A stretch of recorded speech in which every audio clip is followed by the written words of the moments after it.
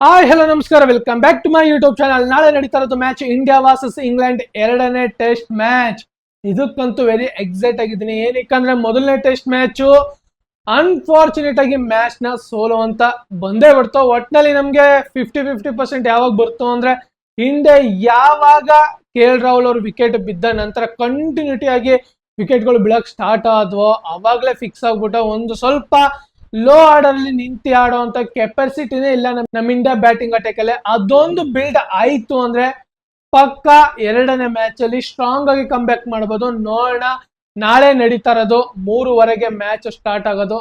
ನೋಡೋಣ ಯಾವ ರೀತಿ ಪ್ಲೇಯಿಂಗ್ ಲೆವೆನ್ ತರ್ತಾರೆ ಅಂತ. ಅದರಲ್ಲೂ ಅಲ್ಲದೆ ನಮ್ಮ ಇಂಡಿಯಾ ಪ್ಲೇಯಿಂಗ್ ಲೆವೆನ್ ಅಲ್ಲಿ ತುಂಬಾ ಮೇಜರ್ ಆಗಿ ಚೇಂಜಸ್ ಆಗೇ ಆಗುತ್ತೆ. ಇದನ್ನಂತೂ ಅಫಿಷಿಯಲ್ ಆಗಿ ಅಪ್ಡೇಟ್ ನು ಸಹ ಕೊಟ್ಟಿದ್ದಾರೆ. ಗೌತಮ್ ಗಂಭೀರ್ ಅವರು ಫೆಸ್ ಕಾನ್ಫರೆನ್ಸ್ ಅಲ್ಲೂ ಸಹ ಅಫಿಷಿಯಲ್ ಆಗಿ ಕನ್ಫರ್ಮೇಶನ್ ಕೊಟ್ಟಿರೋದ್ರಿಂದ ನಮಗೆ ಯಾರ್ಯಾರು ಆಡಲ್ಲ ಅಂತ ಅಫಿಷಿಯಲ್ ಆಗಿ ನಮ್ಗೆ ಗೊತ್ತಾಗಿದೆ. ಅದರಲ್ಲೂ ಅಲ್ಲದೆ ಮೇನ್ ಆಗಿ ಜಸ್ಪ್ರೀತ್ ಬುಮ್ರಾ ಅವರು ಅನ್ಅವೈಲಬಲ್ ಆಗಿರ್ತಾರೆ. ಈ ಟೆಸ್ಟ್ ಮ್ಯಾಚ್ಗೆ ಅವರು ಆಡೋದಿಲ್ಲ, ಅವರಿಗೆ ರೆಸ್ಟ್ ಕೊಟ್ಟಿರ್ತಾರೆ. ಏನಕ್ಕಂದ್ರೆ ಇರೋಂತ 5 ಮ್ಯಾಚಸ್ಗಳು ಟೆಸ್ಟ್ ಮ್ಯಾಚಸ್ಗಳು ಕಂಟಿನ್ಯೂಟಿ ಆಗಿ ಅವ್ರ ಹತ್ರನೇ ಓವರ್ ನ ಮಾಡಿಸಿದ್ರೆ ಹೆವಿ ಪ್ರೆಸರ್ ಆಗಿ ಇವ್ರು ಮತ್ತೆ ಇಂಜರ್ಡ್ ಆಗ್ಬೋದು.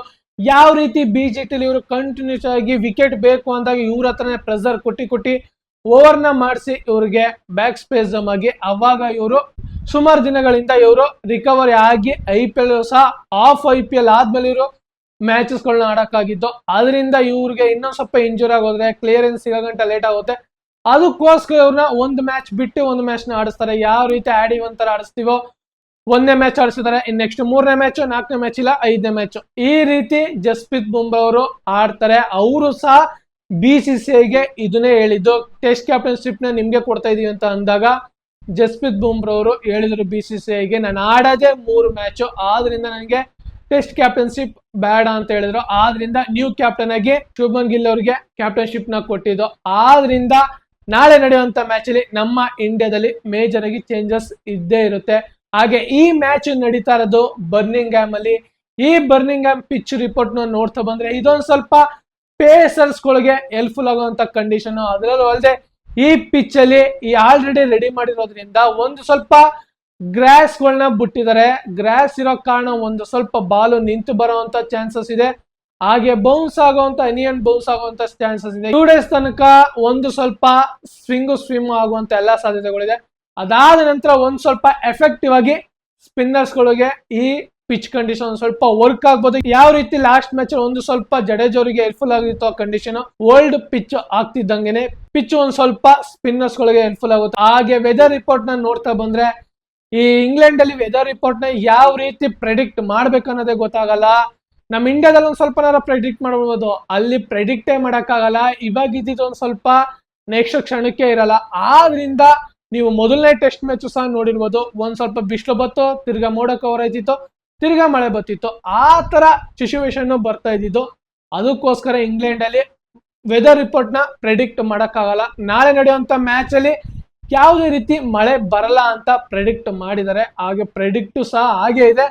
ನೋಡೋಣ, ಸುಸೂತ್ರವಾಗಿ ಮ್ಯಾಚ್ ಮೊದಲನೇ ಇನ್ನಿಂಗ್ಸ್ ನೀಟಾಗಿ ಮುಗಿದ್ರೆ ಸರಿ.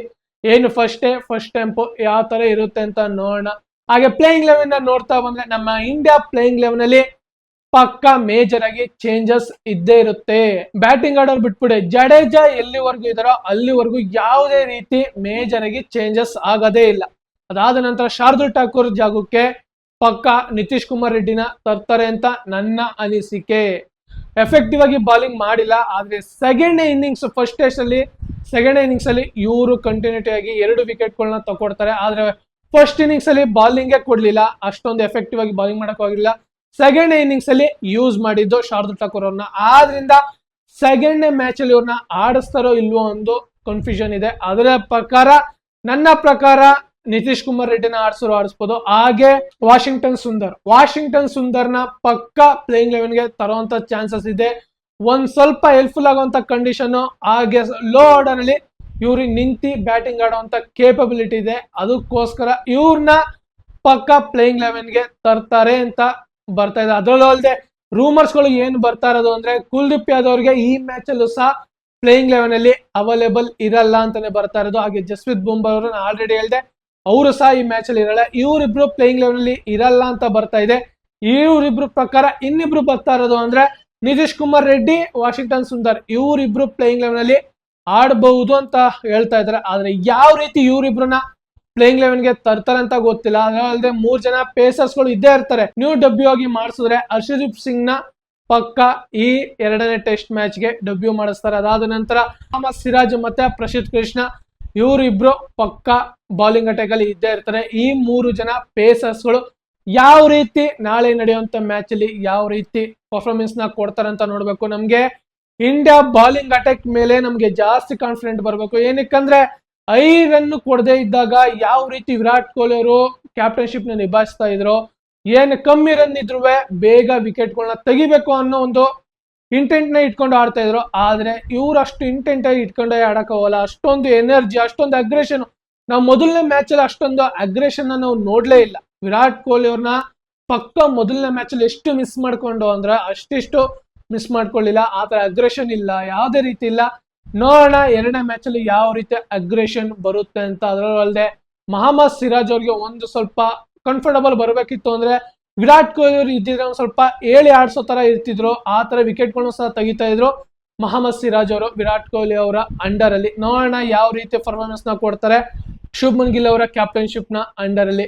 ಬ್ಯಾಟಿಂಗ್ ಆರ್ಡರ್ ಅಲ್ಲಿ ಟಾಪ್ ಕ್ವಾಲಿಟಿ ಗುರು. ಮೊದಲನೇ ಟೆಸ್ಟ್ ಮ್ಯಾಚ್ ಅಲ್ಲಿ ಯಾವ ರೀತಿ ಪರ್ಫಾರ್ಮೆನ್ಸ್ ನ ಕೊಟ್ಟಿರೋದು, ಫಸ್ಟ್ ಟೆಸ್ಟ್ ಅಲ್ಲೇ 5 ಶತಕ ಹೊಡಿತಾರೆ ಗುರು. 5 ಶತಕ ಹೊಡೆದಿರೋ ಅಂತ ನಮ್ಮ ಇಂಡಿಯಾ ಆ ಮೊದಲನೇ ಮ್ಯಾಚ್ ಅಲ್ಲಿ ಸೋಲ್ತಾರೆ. ಹಾಗೆ ಇಂಗ್ಲೆಂಡ್ ಅಲ್ಲಿ ಅಷ್ಟು ಶತಕಗಳೇ ಬಂದಿಲ್ಲ, ಆದ್ರೂ ಸಹ ಮೊದಲನೇ ಮ್ಯಾಚ್ ನ ಗೆದ್ದಿದ್ದು. ನೋಡೋಣ, ಅನ್ಫಾರ್ಚುನೇಟ್ ಆಗಿ ಆ ಮ್ಯಾಚ್ ನ ಸೋತಿದ್ವಿ. ಹಾಗೆ 2ನೇ ಮ್ಯಾಚ್ ಗೆ ವೆರಿ ಕಾನ್ಫಿಡೆಂಟ್ ಆಗಿ ಬರಬೇಕು.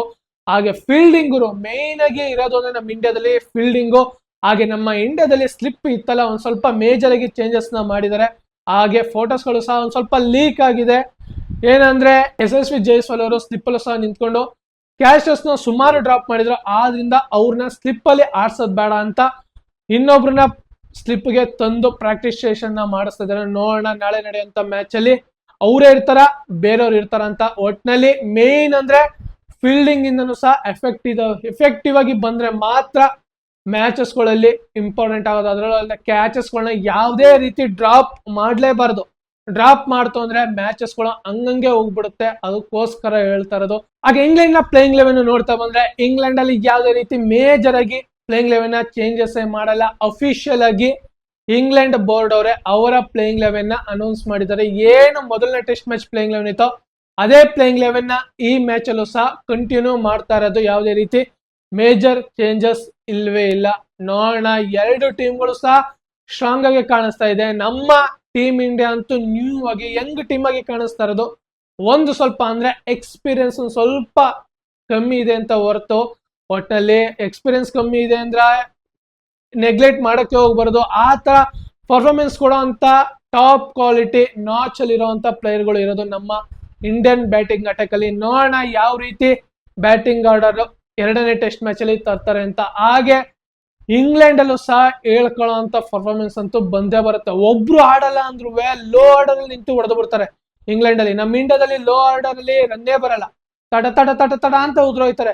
ಒಂದ್ 6 ವಿಕೆಟ್ ಬೀಳ್ತು ಅಂದ್ರೆ 4 ವಿಕೆಟ್ ಬೀಳ್ತು ಅಂದ್ರೆ ಕಂಟಿನ್ಯೂಟಿ ಆಗಿ ಒಂದ್ 60 ರನ್ 30 ರನ್ಗೆ ವಿಕೆಟ್ ನ ಎಲ್ಲ ವಿಕೆಟ್ ಕೊಡುವಂತ ಚಾನ್ಸಸ್ ಗಳು ತುಂಬಾ ಇದೆ.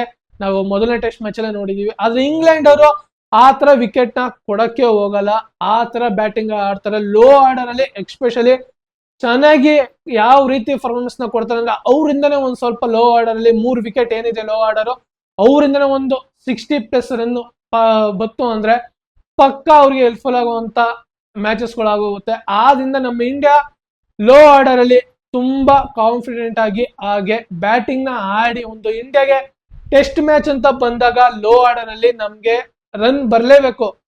T20 ಓಡಿ ಬಿಟ್ಬಿಡಿ, ನಮ್ಗೆ ಲೋ ಆರ್ಡರ್ ರನ್ ಬಂದಿಲ್ಲ ಅಂದ್ರೆ ಪರವಾಗಿಲ್ಲ. ಅದೇ ಟೆಸ್ಟ್ ಅಂತ ಬಂದಾಗ ಯಾವುದೇ ಪ್ಲೇಯರ್ ಆಗ್ಲಿ ಅವರ ಬ್ಯಾಟಿಂಗ್ ಇಂದ ರನ್ಸ್ ಬರ್ಲೇಬೇಕು. ಇನ್ಕ್ಲೂಡ್ ಲೋ ಆರ್ಡರ್ ಅಲ್ಲೂ ಸಹ ರನ್ ಬಂದ್ರೆ ಮಾತ್ರ ನಾವು ಟೆಸ್ಟ್ ಮ್ಯಾಚ್ ನ ಒಂದೊಂದು ಮೊಮೆಂಟಮ್ ಅಲ್ಲಿ ಗೆಲ್ಲಕ್ಕಾಗೋದು. ಅದು ಹಾಗೆ ಟರ್ನಿಂಗ್ ಆಗುವಂತ ಸಿಚುವೇಶನ್ ಗಳು ತುಂಬಾ ಇರುತ್ತೆ. ಆದ್ರಿಂದ ಹೇಳ್ತಾ ಇರೋದು. ಹಾಗೆ ನಾಳೆ ನಡೆಯುವಂತ ಮ್ಯಾಚ್ ಅಲ್ಲಿ ಟಾಸ್ ವೆರಿ ಕ್ರೂಷಲ್ ಆಗಿ ಇರುತ್ತೆ. ಈ ಪಿಚ್ ಅಲ್ಲಿ ನನ್ನ ಪ್ರಕಾರ ಅನಿಸ್ತಾ ಇರೋದು ಫಸ್ಟ್ ಇನ್ನಿಂಗ್ಸ್ ಅಂದ್ರೆ ಫಸ್ಟ್ ಬ್ಯಾಟಿಂಗ್ ಆಡೋದಕ್ಕಿಂತ ಸೆಕೆಂಡ್ ಬ್ಯಾಟಿಂಗ್ ಆಡಿದ್ರೆ ಬೆಟರ್ ಆಗಿರುತ್ತೆ. ಈ ಬರ್ನಿಂಗ್ಹ್ಯಾಮ್ ಪಿಚ್ ಅಲ್ಲಿ ನೋಡೋಣ ಯಾವ ರೀತಿ ಟಾಸ್ ಕ್ರೂಷಲ್ ಆಗಿ ಇಂಪಾರ್ಟೆಂಟ್ ಆಗುತ್ತೆ ಅಂತ. ಅದರಲ್ಲದೆ ಪಿಚ್ ನಾಳೆ ಅಷ್ಟೊತ್ತಿಗೆ ಯಾವ ರೀತಿ ಕಂಡೀಷನ್ಗೆ ಇನ್ನ ಬೆಟರ್ ಆಗಿ ತಂದಿರ್ತಾರೆ ಆವಾಗ ಗೊತ್ತಾಗುತ್ತೆ. ಅವಾಗ ಪ್ಲೇಯರ್ಸ್ಗಳು ಯಾವ ಕೋಚ್ ಮತ್ತೆ ಕ್ಯಾಪ್ಟನ್ ಡಿಸೈಡ್ ಮಾಡೇ ಮಾಡ್ತಾರೆ ಏನು ಬ್ಯಾಟಿಂಗ್ ತಗೋಬೇಕೋ ಬಾಲಿಂಗ್ ತಗೋಬೇಕು ಅಂತ. ನನ್ನ ಪ್ರಕಾರ ಇವಾಗಿನ ಪಿಚ್ ನೋಡ್ತಾ ಬಂದ್ರೆ ಸೆಕೆಂಡ್ ಇನ್ನಿಂಗ್ಸ್ ಬ್ಯಾಟಿಂಗ್ ಆಡಿದ್ರೆ ಚೆನ್ನಾಗಿರುತ್ತೆ ನನ್ನ ಅನಿಸಿಕೆ. ಹಾಗೆ ಯಾರ್ಯಾರು ಈ ವಿಡಿಯೋ ನೋಡ್ತಾ ಇದ್ರು ಲೈಕ್ ಮಾಡಿ, ಶೇರ್ ಮಾಡಿ ಮತ್ತು ನನ್ನ ಯೂಟ್ಯೂಬ್ ಚಾನಲ್ ನ ಸಬ್ಸ್ಕ್ರೈಬ್ ಮಾಡಿ. ಹಾಗೆ ಇದೇ ತರ ಮುಂದಿನ ವಿಡಿಯೋದಲ್ಲಿ ಸಿಗೋಣ.